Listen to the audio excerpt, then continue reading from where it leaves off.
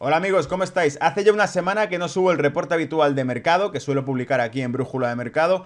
Ando liado con un proyecto que terminará la semana que viene y estoy bastante saturado, pero dado que algunos habéis contactado conmigo por redes sociales, por comentario, incluso por privado, me habéis dicho que si podía subir algún breve comentario sobre qué está ocurriendo, pues bueno, voy a hacer algo bastante más improvisado. No he dedicado las horas que habitualmente dedico a sacaros gráficos, reportes, tablas, fuentes y a editarlo todo en un formato de presentación. Así que directamente veremos unos cuantos artículos sobre la propia web, Charbots 3D Pocket, y os sacaré algunos gráficos para que comentemos en vivo directamente cómo está ese panorama que tenemos por delante, ¿vale? Por cierto, no he puesto la intro habitual de Brújula de Mercado porque he pensado que quedaría mejor si la introduzco ahora.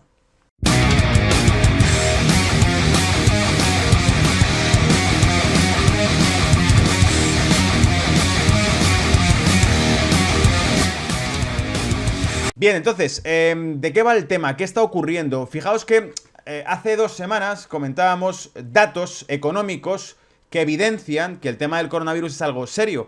¿Y por qué digo datos económicos? Porque en vez de especular sobre lo malo o bueno, bueno no va a ser, pero cuánto de malo puede ser el tema del coronavirus, en vez de especular con esa idea, lo que hemos hecho ha sido directamente sacar números y mostrar que pues sacamos, por ejemplo, el índice Dry Baltic, ese índice que muestra los gastos de tráfico marítimo que se producen a nivel de comercio internacional y cómo se desplomaba. Sacábamos también esas previsiones que habían hecho algunas agencias de calificación crediticia, hablando de que preveían que el crecimiento del PIB de China se redujese en 2%, 200 puntos básicos, teniendo en cuenta que ya de por sí la última tasa de crecimiento que presentó China en 2019 era la más baja en 19 años. Y que bajar 2 puntos, la tasa de crecimiento de la economía china significaba volver a una tasa de crecimiento propia de los años 80. O sea, toda esta serie de datos nos vienen a confirmar que cuando uno pone en cuarentena ciudades de millones de personas, cuando incluso un gobierno de Europa, como es el de Italia, ha puesto en cuarentena también poblaciones enteras, incluso hoy mismo la última noticia que había es que el propio gobierno de España pone en cuarentena a 1000 personas en un hotel por un caso de coronavirus, es que entonces las repercusiones económicas, comerciales que esto tiene son mucho más profundas que un simple virus o una simple gripe. Cuando vemos el impacto económico que genera el corte de suministros de productos chinos, inputs a la industria del resto del planeta, cuando vemos que el tráfico marítimo se desploma, cuando vemos que el tráfico aéreo se corta, cuando vemos que las rutas comerciales en definitiva son canceladas y bloqueadas y suspendidas, significa que algo mucho más gordo está detrás y sobre todo que las consecuencias económicas que eso tiene son fáciles de prever, ¿vale? Una especie de apocalipsis financiera para el mercado porque se cierran todos los suministros, insisto, ¿vale? ¿Sumado a qué? Sumado a otros factores, por ejemplo el vencimiento de deuda de China en el peor año que le podía haber tocado de las últimas décadas a China, en este año vence cifra récord, más de 200.000 millones de dólares en vencimiento de deuda china, que está por ver, ya es un 58% más alto que el que venció en 2019 y está por ver si es capaz de hacer frente a esos pagos teniendo en cuenta la que se le viene encima. Es la tormenta perfecta, amigos.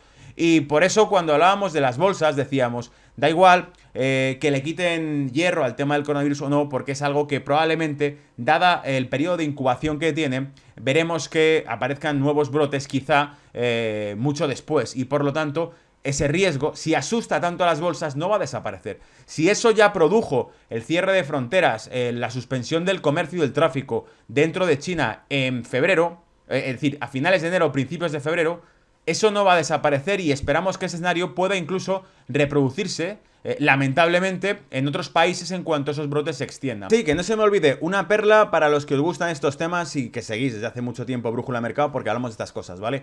¿Qué perla?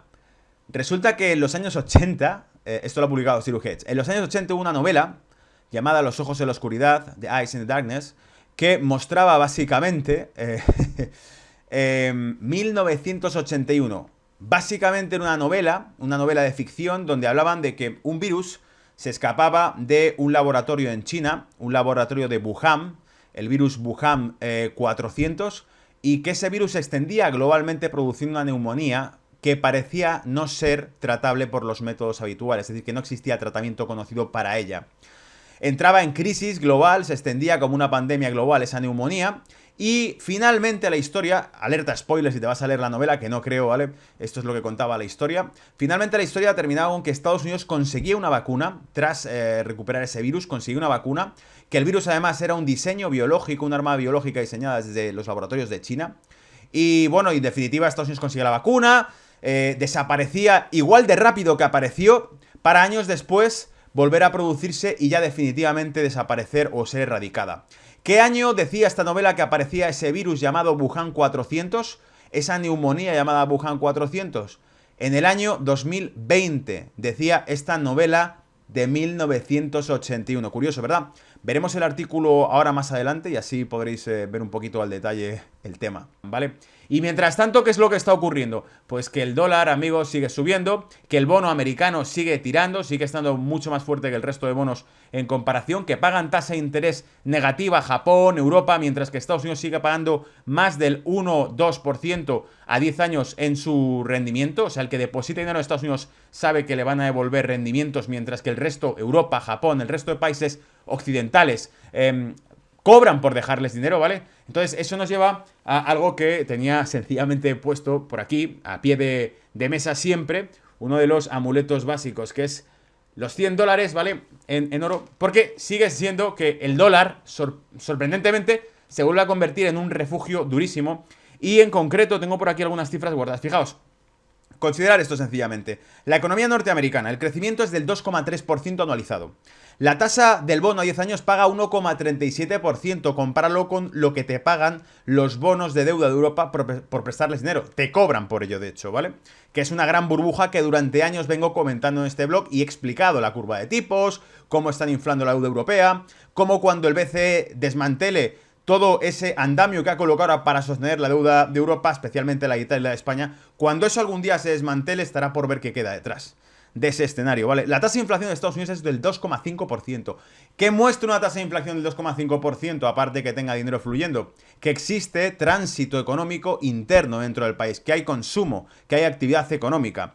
Cosa que brilla por su ausencia en Europa. Europa persigue una tasa del 2% de inflación como objetivo, no lo olvidéis, como objetivo. Durante años se ha demonizado la inflación, pero ahora resulta que se convierte en algo que desean que se produzca, porque el hecho de que no existe inflación significa que no existe consumo de bienes y servicios. Por eso no suben los precios, porque la demanda está demasiado débil. Y por lo tanto, simboliza o representa una crisis económica mucho más profunda y sistémica que la que pretenden hacerte ver. Por mucho que hablan de recuperación. La tasa de paro de Estados Unidos está en el 3,6%. Compáralo con la Europa, que hasta hace 2 días estaba en torno al 10%, ¿vale?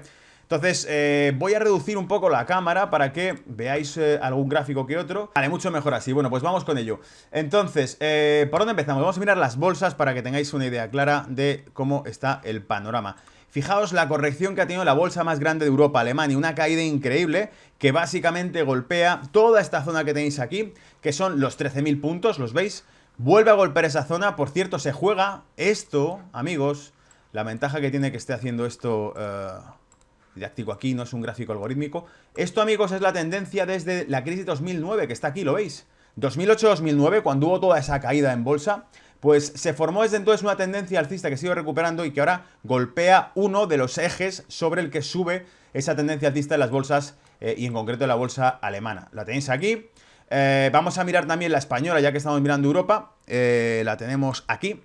Fijaos el desplome de España, por cierto. Lo marcamos como uno de los niveles clave. Dijimos, si el índice español, el IBEX 35, llegase a los 10.000 puntos, sería una buena zona de venta, porque es una cifra psicológica, es un número súper redondo, son los 10.000 puntos, y muchos de los que están alcistas comprados en el mercado español, cuando ven los 10.000 puntos, cierran el petate y se van, ¿vale? Se largan y dicen, véndelo ya porque hemos llegado a 10.000 puntos, y las probabilidades que llegando a 10.000 corrijan, que llegado a 10.000 se venda, son muy altas, y efectivamente... subió hasta 10.097 y luego le entró ventas con excavadora directamente. O sea, les entraron ventas pues por un tubo, ¿vale? Si lo miro en perspectiva, fijaos dónde me encuentro realmente. Entro en este rango y parece que la siguiente parada que tengo son que los 8.400 puntos. Bueno, mientras tanto habrá otra serie de apoyos, como por ejemplo son los 9.200 puntos a los que parece dirigirse la bolsa española como un tiro, ¿vale? Como un rayo. y de ahí veremos si se producen compras o si continúa cayendo hasta el siguiente nivel, que son los 9.100, 8.900 puntos, y luego el siguiente nivel, que son los 8.400, lo veis, un suelo y otro suelo, ¿vale? Vale, aquí el artículo que comentábamos antes, si veis, está sacado de Zero Hedge, de ahí es donde he encontrado el artículo como tal. Y bueno, básicamente pues contaba un poco aquí la novela de ficción de 1981, The Eyes of Darkness, by Diane Knott. Predijo el coronavirus como un outbreak en origen. Fue un bestseller del New York Times, te lo pone aquí, te lo explica aquí. Te cuenta la historia del libro de por sí, te cuenta que, bueno, fue fíjate, el virus Wuhan 400, que fue desarrollado por laboratorios en la ciudad de Wuhan y que se habría escapado y que puso en cuarentena, etcétera, etcétera, y que, bueno, el arma perfecta, Básicamente, el artículo nos viene a contar la historia del libro con su spoiler en cuestión de cómo se resuelve el tema. Y te viene a explicar un poco que, bueno, que finalmente la historia no llega a final trágico porque Estados Unidos consigue una vacuna contra este virus y que es erradicado. Pero lo curioso es que en 1981, una obra de ficción de este autor hable de un virus que produce una neumonía para el cual no hay tratamiento, que sale de la ciudad de Wuhan, de un laboratorio, y que es en el año 2020. O sea, la capacidad de pronosticar del autor de este libro, pues ni Nostradamus, ¿no? Vale, más cosas y que quería comentaros en este reporte así rápido e improvisado que estoy haciendo. Los ministros de la eurozona discuten sobre un estímulo fiscal y manifestando sus preocupaciones por el coronavirus. Options has coronavirus worries weight. Como aumenta el peso que tiene las preocupaciones por el coronavirus, discuten sobre si aumentar el estímulo fiscal. Ya dijimos que hay dos países a los que se les presiona para que aumenten su estímulo fiscal: Holanda y Alemania. Alemania es la economía más grande de la Unión Europea y es la que lleva los pantalones en la Unión Europea. Y por lo tanto, Alemania es la que durante años ha estado castigando el presupuesto de Italia, de Grecia, de España, de otros países periféricos por alto déficit, sobre todo el caso de Italia y de Grecia. ¿Qué ocurre? Que es difícil que un país como este, que es el símbolo, estandarte y bandera del ajuste económico y del aumento de la presión fiscal y el recorte de gasto, vaya a hacer una política de estímulo. De Francia sí se podría esperar, de Alemania no, amigo, no se puede esperar de los alemanes, ¿vale? Que se basan en el sacrificio, no, eso de gastar y hacer cosas no lo contemplan, ¿vale? No es precisamente la óptica que algunos me habéis dejado en comentarios. Es que eso de gastar y tal, es la óptica norteamericana. La arquitectura financiera americana se basa en el gasto, ¿vale? De ahí la Reserva Federal, de ahí la impresión de dinero y de ahí de generar estímulo y, bueno, de algún modo haber creado una arquitectura financiera que ha timado al resto del mundo, creando deuda que compra el planeta entero, cotizada en la moneda que ellos imprimen, ¿vale? Bien, entonces, ¿qué ocurre? Bueno, pues que básicamente la Unión Europea discute sobre si este tipo de temas, tengo aquí alguna nota que otra, el estímulo fiscal, débil crecimiento económico de Alemania en 2019. Añádele, el bloque del euro se reduce porque Reino Unido ha salido de la Unión Europea. Incluso Bulgaria, comentaban hoy mismo, Bulgaria propone, o pospone, mejor dicho, su entrada en la Unión Europea. Bulgaria. O sea, no solamente se reduce el TIM, sino que los países que se tenían planificados que entren a formar parte de la Unión Europea parecen estar echándose para atrás o retrocediendo. El brote del coronavirus aumenta las probabilidades de una recesión económica global y por lo tanto se le pide, lo ha hecho así la Comisión Europea por segunda vez, le piden a Alemania y a Países Bajos que aumenten su estímulo fiscal. Dice, de hecho por aquí he puesto cita textual, en ese documento de la Unión Europea que ha redactado entre los ministros de finanzas de los países miembros, han dicho que se espera una respuesta fiscal, una postura más solidaria a nivel agregado para la Unión Europea y por lo tanto que haya estímulo de dinero, que se gaste dinero para que esto no se vaya para abajo, porque si a todo lo que está ocurriendo, la caída de suministros a nivel global, el cierre de fronteras, la propia guerra comercial que traía sus secuelas desde los 2016 que empezó, si a todo esto le sumas un virus por ahí que va dejando las ciudades en cuarentena, pues apaga y vámonos, ¿no? Entonces, bueno, esto era un punto interesante de comentaros. ¿Qué más tengo por aquí? La deuda de China, que lo teníamos por aquí y que os he comentado al principio. La deuda de China alcanza, estamos por aquí, el artículo lo he sacado, por cierto, de economicprince.com, que ya lo saqué en alguna ocasión este blog. Y nos hablaba de, bueno, aparte de comentarnos, fijaos el detalle, China desde el año 2014 hasta el año 2000, de 2011 a 2014, en 3 años, ha consumido 6,6 gigatoneladas de cemento. Vale, Estados Unidos ha consumido 4,5. Agárrate bien a la silla donde estés, ¿vale? 4,5 toneladas de gigatoneladas de cemento.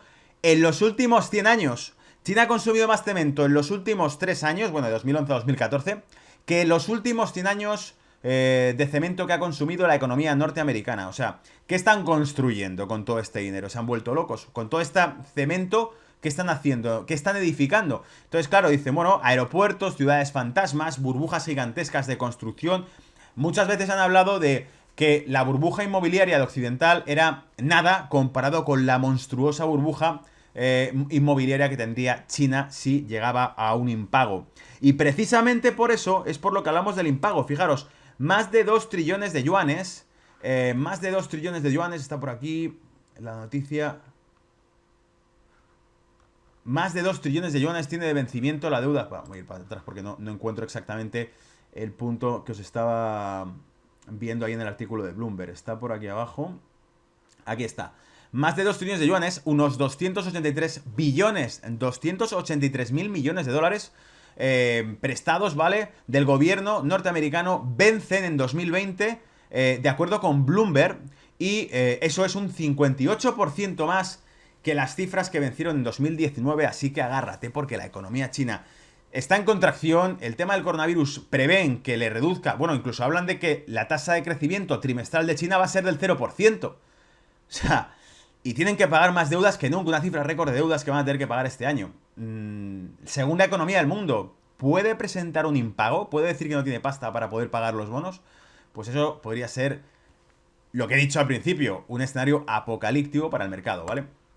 La guerra presupuestaria en Europa por 2 décimas de PIB. Otro artículo más donde se habla de esa disputa que existe ahora mismo por ese recorte de los fondos de cohesión que la Unión Europea da a países miembros y que han previsto un recorte porque dicen, bueno, ya que Reino Unido no va a estar en el club, Reino Unido no va a aportar porque era un país que aportaba. Aquí hay países que reciben y países que aportan, ¿vale? En este caso hay países que contribuyen más de lo que reciben, en el caso de Alemania, y países que reciben bastante más de lo que contribuyen, que son países con un PIB bastante menor al de Alemania, al de Reino Unido, al de Francia, etcétera, ¿vale? Entonces, ¿qué ocurre? Que ahora que se está anunciando el recorte, dicen, bueno, es porque se va a Reino Unido, es por el Brexit. En realidad no, porque los recortes que están anunciando de los fondos de cohesión son bastante, no sé, son más de 40.000 millones de euros, mientras que el impacto, perdón, más de 300.000 millones y el impacto del Brexit creo que es de 30.000.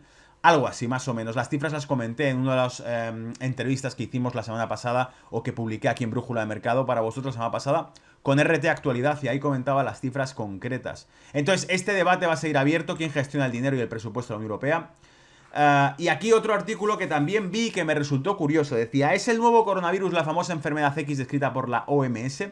Y resulta que la Organización Mundial de la Salud, desde ya 2019, mediados finales de 2019, detectó una enfermedad difícil de designar, ¿no? Y sospechaban que esa enfermedad pudiese ser el coronavirus. Lo que calificaron como enfermedad X pudiese ser en realidad el coronavirus. La OMS lo ha negado. En este artículo se explica que algunos han dicho, sí, una cosa es que hayamos identificado una enfermedad X misteriosa que no sabemos identificar bien o atribuir bien exactamente a qué. Eso ha ocurrido, pero no tiene nada que ver con el coronavirus, ¿vale? Lo que pasa es que aquí muchos hablan sobre las sospechas que tiene la comunidad científica de que en realidad sí tenga algo que ver con ese coronavirus y que sería lo que habrían detectado. ¿Y qué más? El Banco Central de China destruirá papel moneda de las áreas afectadas por el coronavirus. Y esto, para muchos que os gustan este tipo de temas, significa la excusa perfecta para empezar a eliminar el dinero físico, que es uno de los grandes puntos de una agenda mucho más globalista, en la cual el dinero físico desaparecerá y pasaremos a un nuevo sistema monetario distinto, donde ya no existirá el dinero como lo conocemos, sino que se existirá otra forma de dinero. Para muchos lo que llaman el nuevo sistema monetario cuántico, que además tendría su base en China, a nivel global. Y para otros sencillamente pues un reseteo monetario, una vuelta al patrón oro o algo de esto. O incluso para los más forofos y los más hooligans de ese narcocapitalismo de internet, que es el propio criptodinero, el dinero tipo Bitcoin, que será una moneda global, que será una moneda protegida con una base monetaria fija y estable, que no podrá ser manipulada por ningún banco central y que por lo tanto nos garantizará el poder adquisitivo de su moneda para siempre, ¿vale? Creo que eso es todo, ¿vale? Espero que os haya gustado el reporte. No hemos sacado el SP500, voy a mirarlo únicamente para cerrar, ¿vale? El índice más grande del mundo, la bolsa de Estados Unidos, aquí lo tengo. Y bueno, fijaos el desplome que lleva también, es increíble, ¿vale? Lo que pasa es que aguanta perfectamente porque, bueno, es una corrección muy dura, pero todavía nos quedan niveles de compra por aquí abajo de sobra. Entonces, ¿qué ocurre? Que si eso tuviese que traducirlo, la visión de mercado, a las noticias que escucharéis, sobre todo sobre el tema principal, que es el coronavirus, diríamos que cuando el SP500 ronde los 3.000 puntos, los 3.070 puntos, aproximadamente por aquí, 2.950 puntos. 2.950 puntos y 3.000 puntos. Bueno, pues probablemente entre los 2.950 puntos y 3.000 puntos del SP500 habrá alguna noticia positiva. Cuando veáis el gráfico llegar a esas zonas, existirá alguna noticia positiva. Quizá una bajada de tipos de la Reserva Federal entre 25 y 50 puntos básicos que ya se rumorea para marzo, mediados de marzo, 17 y 18 de marzo. O cualquier otra noticia que dirá, no, está controlado. Entrarán compras, rebote alcista y luego quizá, si no está controlado, vendrá después otra bajada adicional, como ya ha ocurrido durante las últimas 3 semanas, amigos. Lo dijimos, semana de bajadas, coronavirus, no, vuelven a subir. No, tranquilo, esto no sube porque el Dry Baltic está cayendo, porque muchos factores de mercado nos están indicando la energía está cayendo, los metales están cayendo, la actividad no se recupera, por lo tanto, aquí hay gato encerrado. Y efectivamente, gato encerrado y se desploman las bolsas una semana después, ¿vale? Entonces, vigilad esto de cerca porque nos vemos en los próximos reportes. Cuidaos. Chao.